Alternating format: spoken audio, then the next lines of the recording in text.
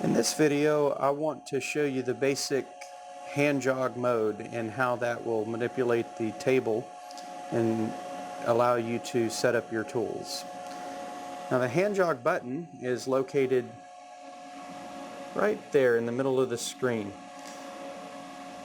Okay, and what I'll do is I'll come over and I'll press hand jog. And you can see the screen kind of changed a little bit. It just kind of blinked at us. And that tells us that we're in that mode. I'm going to come down and I'm going to pick my x-axis. All right. And on the screen you can see when I go between axes, they highlight. I press y-axis there.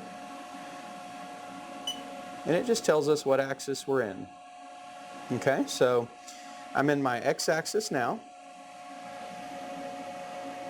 And I have to pick an increment in which that I want the jog wheel to travel. So in the same row that hand jog is located on, you'll see you have 1/10 of a thousandth, 1,000th, 10,000ths, and 100,000ths from left to right. Those are your increments for your jog rate. And then right there is your jog rate. Okay, so I'm going to pick 100,000ths, and I'm in my x-axis, and I can now use my handle jog to move my table back and forth.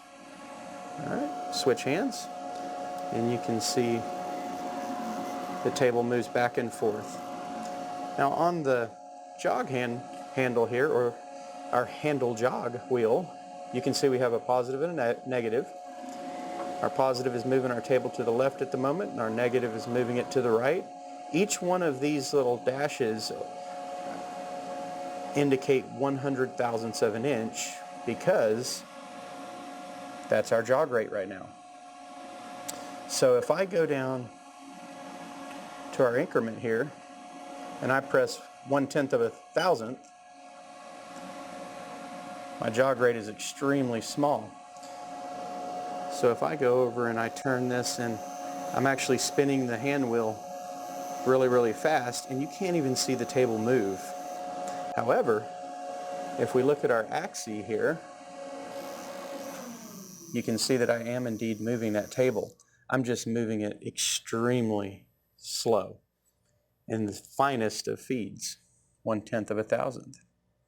So it would take 40 of those to equal the thickness of a piece of paper. Extremely precise. And all of this control is at your fingertips with a CNC machine. So when we set up our tool, we'll be using X, Y, and Z